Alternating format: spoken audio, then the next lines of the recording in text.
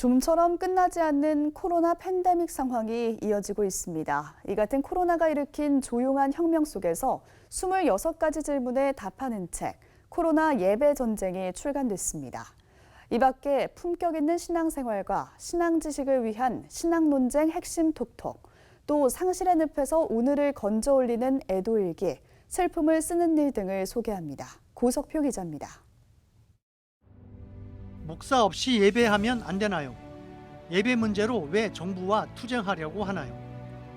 코로나 예배 전쟁은 코로나 시대와 그 이후 신앙생활과 목회, 예배와 관련한 이 같은 질문 26가지를 던집니다.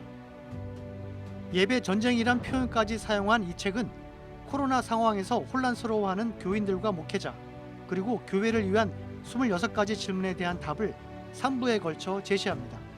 특히 코로나와 비슷한 감염병이 다시 일어날 때 정부와 어떤 관계를 맺고 어떻게 대처해야 할 것인지 이 같은 준비들을 지금부터 해야 한다고 권면하고 있습니다.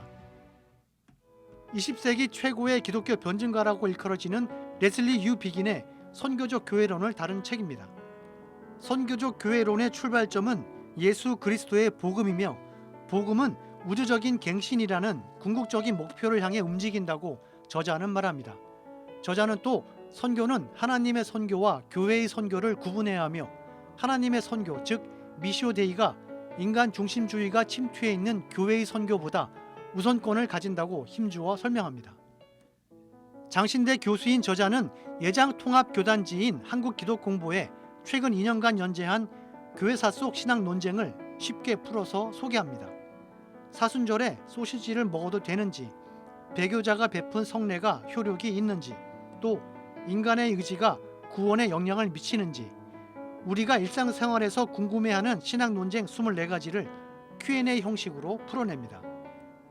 음악 심리 치료사로서 발달장애 아이들의 마음을 노래로 치료해온 저자, 치유 공동체를 일구며 상담 일을 하고 있는 저자는 수많은 죽음을 목도하고 그 과정을 글로 써가며 숨통이 트였다고 말합니다.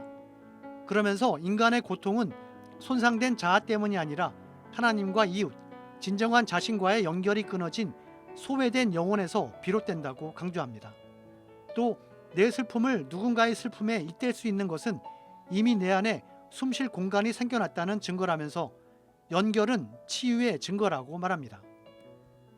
저자는 모세의 설교에 주목하라고 말합니다. 모세의 설교는 간절함이 묻어날 뿐만 아니라 백성들에게 생명을 선택하도록 변화를 이끌어내는 힘을 지녔다는 겁니다.